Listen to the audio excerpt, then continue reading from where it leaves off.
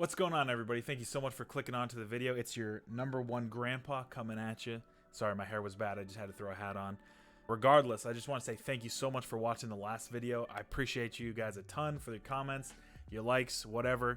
Hope you guys enjoy this one as much as you seem to enjoy the last one. Before we get started in earnest, I just want to say if you ever want to ask any questions about training, nutrition, the meaning of life, you can come check me out on Twitch, twitch.tv/CaptainSpaceBeard. Link will be in the description. Or if you want something more formal, I do formal online training. You can shoot me an email. Again, my email will be linked down below as well. So if you're interested in any of those things, you can check them out. If not, if you're just here for the video, I'm not going to keep you waiting. Let's get into the training. I want to explain to you the way that the program that I'm working on is laid out. So as we know, I'm working on high frequency upper-lower split. But the way that the program is formatted is two basically working blocks of 4 weeks. So our first 4 weeks, then we have a deload or low stress week, whatever you want to call it. Then we have our second 4 weeks, another low stress, and then we have a 1 rep max test. So the way that those 4 weeks are formatted is week 1, day 1, which we saw last week, and all of week 1 is a little bit lower volume. So if you remember, I did 2 sets on the deadlift instead of 3 or 4, but as we go, that ramps up. So today you're going to see me doing bench pressing. That's my main compound lift of the day. And again, the volume is not low, but not as high as it would be on a normal training split where I'm just pushing, because I'm, again, trying to keep the fatigue as manageable as possible. Since we're doing such high frequency, don't want to push ourselves into injury. The volume ramps up, and then right when it gets to a peak, we deload, low stress, and then we ramp up again. Just something I'm trying out to see if managing fatigue, because as we know, if you injure yourself or you tear a pec or whatever it is, you're going to be out for longer than taking a deload week of 1 week. You're probably going to be out 3 to 6 months, depending on the severity of the injury. So the goal is to just keep ourselves as stimulated as possible, training as hard as possible without injuring ourselves. So I'm trying to figure what that means for me, and hopefully you guys figure out what that means for you. But that's the basic structure of the program. And without further ado, let's get into the meat, baby. The meat and potatoes. We're starting with the bench press, as all good upper body days should. I've got 2 angles to show you here. First, we're going to look at more of a side-on angle. I want to talk about my setup in this angle because I am a power lifter. I do have my intentions of powerlifting, so I have a slight back arch here. I make sure that I depress my scapula, really push down into the bench, perform a self lift off, and then we go for the reps. 245 here, I'm going for 7 reps. It's moving pretty well. I'm pretty happy with where I'm at strength-wise on the bench. My last rep, a little bit of push, but nothing too crazy. And the side-on angle, I kind of want to talk about bar path with the bench press.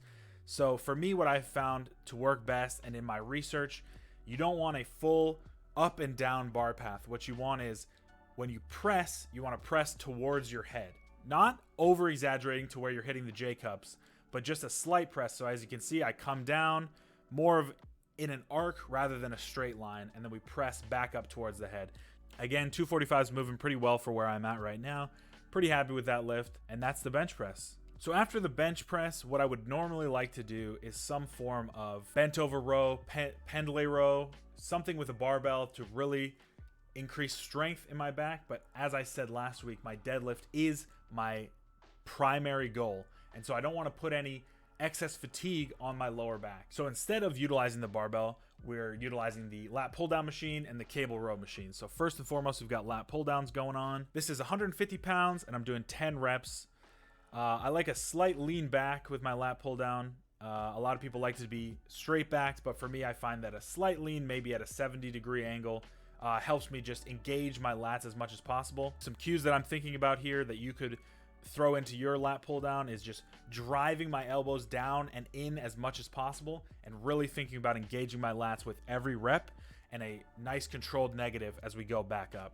So after the lat pull downs, we move to a drop set on the cable row. So what a drop set is performing your set amount of reps at a certain weight and then immediately dropping the weight, haha, get it, drop set, and performing your reps again. So what I'm doing here is a drop set of 130 pounds for 10 and then immediately dropping down to 100 pounds for 10. Really just increase my intensity a little bit and just blast the lats, baby. So as you can see, again, I like a slight lean back. I'm using a medium width grip here. You can use a close grip. You can use a far grip depending on what attachment you have for the cables. I have a little bit of a belly, so I like to get around that. Really love drop sets. There's 2 drop sets in this workout. I just find that it's a great way to really finish off your back as much as possible. So after our back portion, we're moving back to the chest. We're going to do some incline dumbbell presses. I don't usually put in a lot of dumbbell work, which is why I wanted to program these in. As you can see here, I'm doing 65 pounds. I did this for 8 reps, just trying to focus on full range of motion, really utilizing the freedom that the dumbbells give you. You're not restricted by a barbell. You can go really down on the negative, keeping a tight mind-muscle connection. I felt like 65 was moving a little bit too fast, so I moved up after this to 75 pounds for 8. Again, don't be afraid to up the weight a little bit, man. If things are flying, if you feel really good, that might be an indication that maybe you can push yourself a little bit harder, because we always want to be pushing ourselves to the point where we can get the best results for the work that we're putting in. All right, so after we have absolutely demolished our chest, we've taken care of the back, we're going to move to the shoulders. Usually I like to use dumbbells, but again, trying to manage fatigue, I like the stability that a machine gives you, but this isometric machine is really interesting because it's single-armed. Obviously, there's no double arm movement. And also, for some reason, the plate loading makes it feel a little bit more like you're using dumbbells. I don't know. Maybe that's all in my head. But whatever machine you have, whatever you want to use, you can use dumbbells. Just blast those shoulders. We're doing 140 for 12 here. And then right after that, we're running over to the shoulder raise machine, which is just the coolest machine in the gym, in my opinion. So the shoulder raise machine is basically just side deltoid raises with dumbbells, but you can use it with a machine. Again, getting more of that stability. So you can really load the weight more than you would be able to with a dumbbell. So right here, we're doing another drop set. We're starting with 70 pounds for 12 reps. And then we're going to drop down to 50 pounds for 12 reps.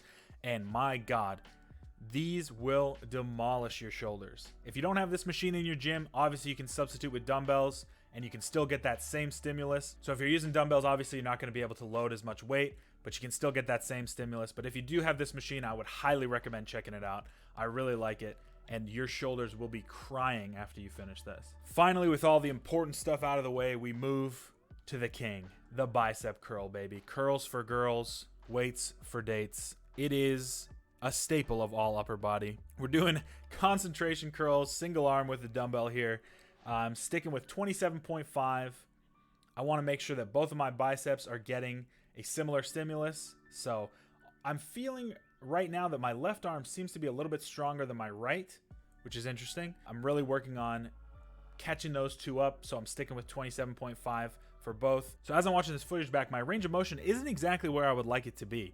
I'd like, obviously, my arm to come all the way down, fully extended, and then work the concentric portion of the movement all the way back up. It seems like I'm going down maybe 70% with my forearm. So that's something that I'm definitely going to be working on in the future. 3 sets of 12 here. And then once we're done with that, we're finished with the upper body portion of the workout. We got to get those bicep curls in, baby. You know how it goes. After that, I did some core work, some cable pull downs, some leg raises, but I didn't film them because this is upper body day, man. We don't need to talk about the abs, the core. It's not something that I'm super focused on, but I do like to make sure that my full body's getting some work done.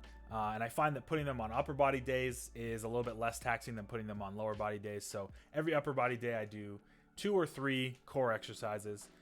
Really working on hypertrophy for the core, not so much stabilization. So not a lot of planks or anything like that. More movements, bringing my rib cage to my pelvis to really engage the core. All right, everybody, that's going to be the end of the video. Hope you enjoyed it. Hope you enjoyed the workout. Give it a shot on your own. Let me know how you feel about it. I'd love to hear from you. If you want to drop a comment or send me an email, that'd be great. If you like the video, consider giving it a thumbs up. If you like the content, hey, who knows? Maybe subscribe. Who knows? Could be a little fun thing to do. Maybe subscribe to the channel. I don't know. Thanks again for watching. I hope you have a good rest of your week.